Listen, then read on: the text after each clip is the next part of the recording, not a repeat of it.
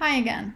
So now we will continue working on the data science section of this tutorial, and this time we're going to go and talk about the statistics side of data science. For this tutorial, actually, so just let me say I've already loaded the cell here just because I don't want to keep you waiting while everything loaded, so just hit Shift Enter to get it started. And in this notebook specifically, we're going to work with a data set on the eruptions of the Faithful Geyser in Yellowstone. So what happens here, if you've been to Yellowstone, you'd know that sometimes an eruption, no one knows when the next eruption is going to be. So these are not specifically like the same amount of time between every two eruptions. And no one knows how long an eruption is going to take. But what people have done actually is just recorded certain time points between, like, when did eruption number 1 happen, and eruption at time point 1, eruption at time point 2, with the time difference. And people have also recorded the timing of the eruption. So some eruptions could be longer than other eruptions, or they could last longer. So there is a data set in the R datasets package, which actually uses data sets from R that does have this type of data. So actually, if I load this here, oh, it was already loaded. You would have a data set or a data frame that is of the first column is eruptions and the second column is wait time. So at this eruption, it took 79 minutes to wait, and then it erupted for 3.6 minutes. And that took 54 minutes to erupt the next time, and then it took 1.8 minutes as an eruption interval of time. All right, so we can do quick analysis on this data by calling the describe function on this data frame, and you will see here minimum eruption, median, maximum, and minimum, median wait time. Quick things we could do here is to look at the eruptions and the wait time. So one thing I want to say here about Julia in general is that when you're usually making your very first plot, it sometimes takes, not sometimes, it actually does take longer than usual. And that's because it's doing a lot of things in the background, especially when you're using the plots.jl package. It's setting up the back end and setting up a couple things to get the plotting scheme kind of started. So that's why it took a little longer here. So here's this scatter plot of the eruptions and the wait time. So for each, the x-axis is just the index of that eruption time. So the eruption is really somewhere really small here, and then the wait time is probably one of these dots here. Now, obviously, this plot has no beneficial information, so we'll get to fixing that plot in just a few minutes. So one thing from a statistical point of view that you could, or you would want to see, is the distribution of numbers rather than the actual values themselves. So here you have multiple values. You don't really care about, like, instance 150. You just care about, you want to see a distribution of everything together. So this is a box plot that will come up a lot if you use statistics or you want to see statistical distribution of your numbers. So the median time was 4, and half of the times it was between 4 and 5, and half of the other times it was between somewhere less than 2, probably more than 1, and 4. Actually, we do have that number here, 1.6. Okay, another thing you could do is look at the histogram of these eruptions. So you are binning here. What's happening here? You're binning between 1 and 2 seconds, or sorry, 1 and 2 minutes, how many eruptions occurred, or how many eruptions took between 1 and 2 minutes, and how many eruptions took between 2 and 3 minutes, and so on. But this is really not super indicative of what's going on, just because I think there's a lot of variation between 1 and 5, and these are really just 5 bins, so it's not really telling us much. We can look at the documentation of histogram and find out that we can actually specify the number of bins, and we can use a few functions to do that, I think. Let me see. Square root should be one of these functions. Oh yeah, it's here. So there are ways you can decide on how to automatically decide the number of bins, and this is one of the ways that I usually use. And in this way, you can actually see a better distribution of the numbers. So yeah. So here between 4 and 5, as you saw earlier, it was a much higher bar, but comparing 4.2 to 1.8 and 2, that's almost the same thing. So this is more descriptive of what's going on actually in the data itself. Okay, so the next thing we will go over is kernel density estimates. And the reason I like kernel density estimates is that it's interesting in a sense that you can see that like in a histogram, you do see the distribution of numbers, but you can also, with kernel density estimates, you basically have a pretty plot on top of your histogram, and you can see how things are changing over the densities. Over what is the density of a given time point. So that's what you're looking for in kernel density estimates. And another thing is that histograms could be sometimes misleading. Just like here, we saw one plot and then we could have thought like this is so much higher than this, but then we did a fine grain and saw that this is this is actually higher than this. So with kernel density estimates, it's not going to change. It's just going to give you an actual density estimate of these numbers. So let me do a histogram with the kernel density estimate.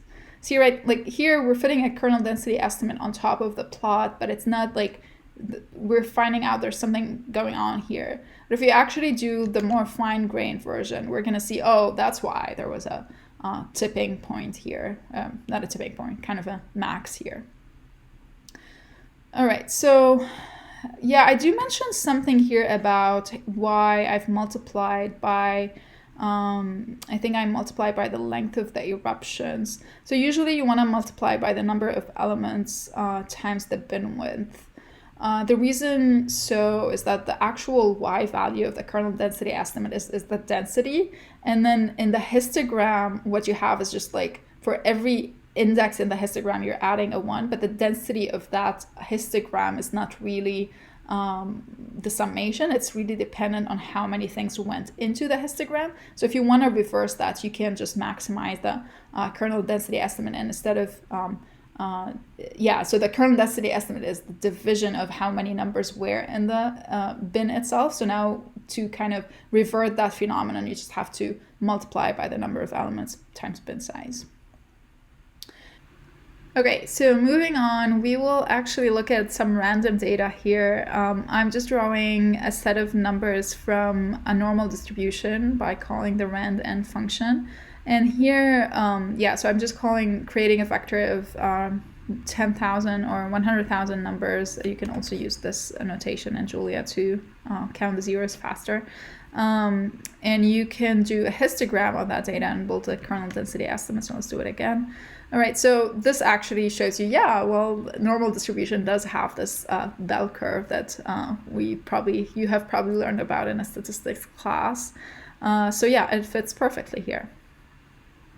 So moving on, we'll work with probability distributions. So one probability distribution is obviously the normal distribution. So you can declare it here with the normal function, and that comes from distributions.jl, which I hope we've already, using distributions here.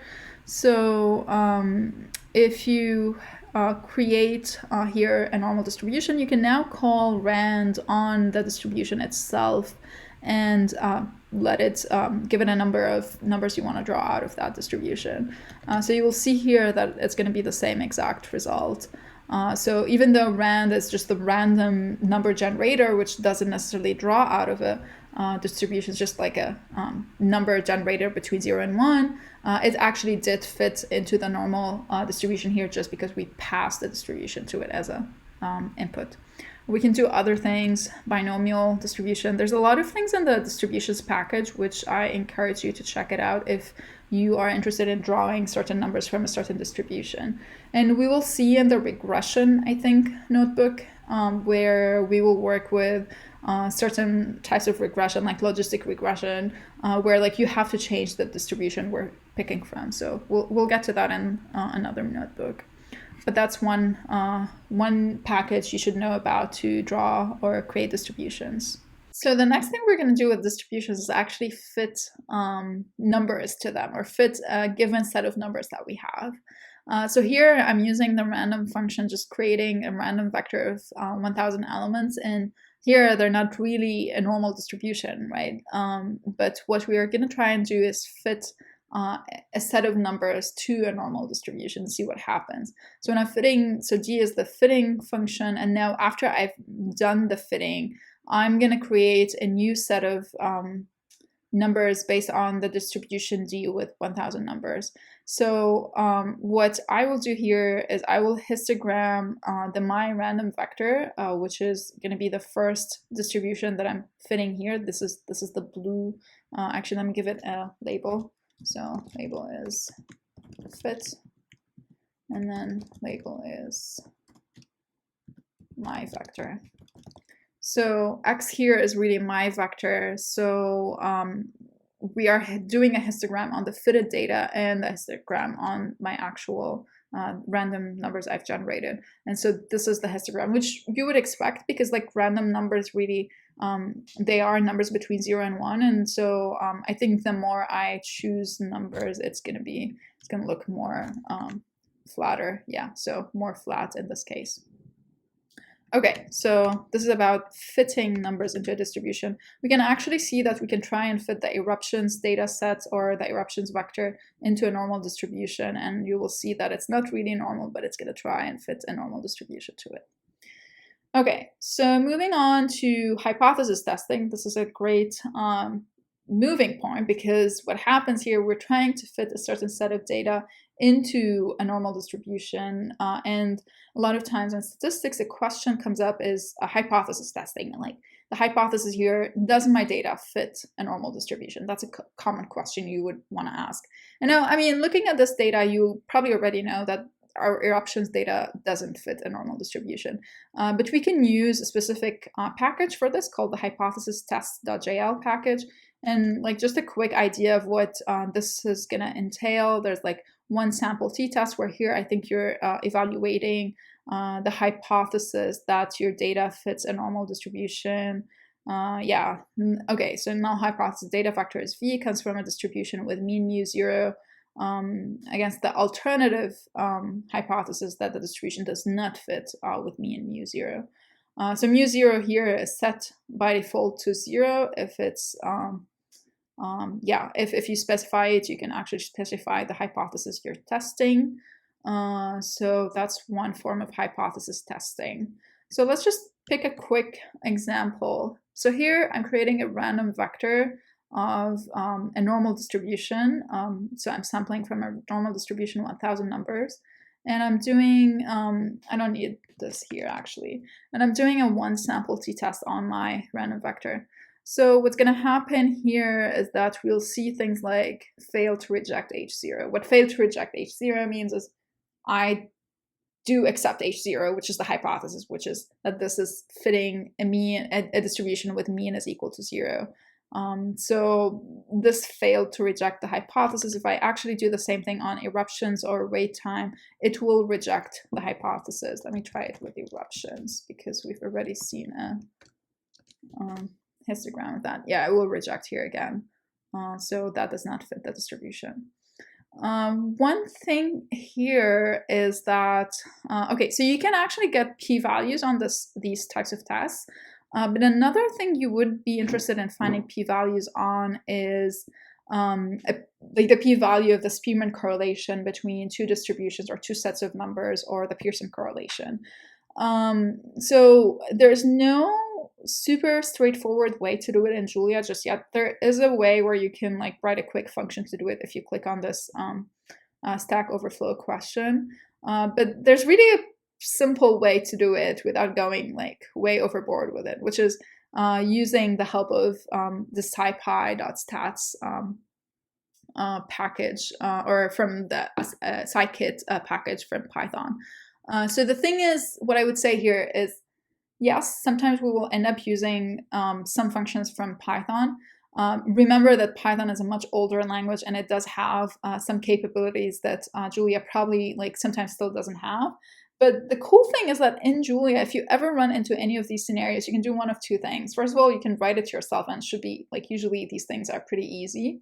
And second of all, there's so many easy interfaces with other languages that you can very easily use something that already exists and import it to Julia right away. So this is an opportunity to show you how to do this actually in Julia. So I'm just going to load or import scipy.stats, and when I import it, it's as if I have an instance of it inside my Julia session.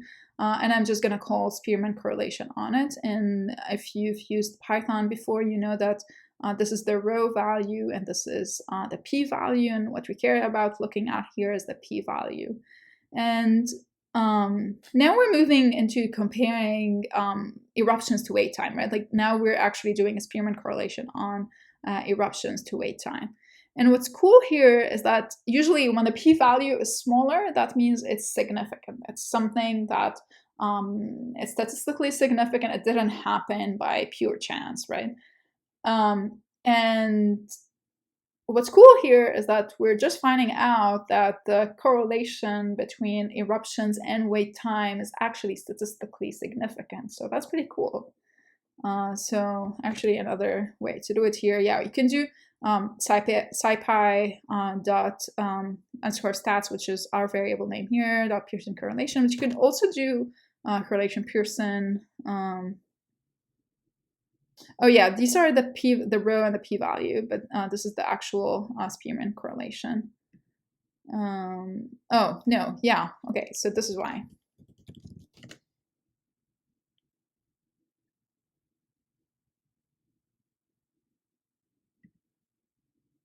Okay, this is why. Spearman are, okay, perfect, cool. These numbers should be the same. Okay, so yeah, so core Spearman is a Julia function, and here we're using the Python function. So just so you know, here is the Pearson correlation. So I think if I go back to Pearson here, this is gonna work. Yeah, perfect. This number is the same as this number.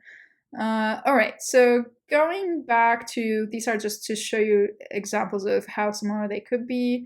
So going back to this very interesting observation we found out here is that eruptions and wait time are actually statistically significant in terms of p-value, and actually the correlation in terms of whether it's Spearman or whether it's Pearson, both of them have a somewhat high correlation. So let's actually plot them on a scatter plot. So this is one of the cool things we're finding out in this notebook, and that is the eruption length versus the wait time between eruptions is actually correlated. They seem to lie on a linear pattern. And what that really means in practice is that the next time you're going to Yellowstone and you're waiting there for the geyser to go off, well, if you're waiting for too long, then you're likely going to experience a longer eruption. So hopefully the wait time will be worth it, according to this plot in this data set. Okay, and so finally, before we end this notebook, just very quickly, two things that come up a lot in testing methods after you've written or coded up the methods is looking at confusion matrices. So look at like how many ground truth out of what you had was correct and what was true positives and false negatives and stuff like that. I'm not going to go into the details of what those mean. There's a pretty great Wikipedia page about them, so you can look it up. So here, if I do confusion matrix of these ground truth and prediction vectors, let me actually put it here. So yeah, the ground truth, you had 5 true positives for the label 1. So the label 2, you didn't have any true positives. And yeah, so this is a confusion matrix for a very simple data. And then the ROC and AUC scores, again, pretty easy. If you want to find an ROC on a binary data with ground truth and predictions, all you have to do is call the ROC of ground truth, predictions. And this is the trying to remember, multivariate stats, I think, package. So recall and precision here. Actually, no, this is the ML base package, just remembered. All right, so We make sure that that's correct, because if this works, then it is correct. Yes. Okay. So it is from the ML base package. ROC is the function, and then you can call precision and recall on your ROC value here. And finally, here are the checklist for you. Hopefully you can check off all these boxes. And the cool finding is next time you're at Yellowstone, if you're waiting for too long, then you're probably waiting for a really cool eruption. We'll meet back in the next notebook. Thank you.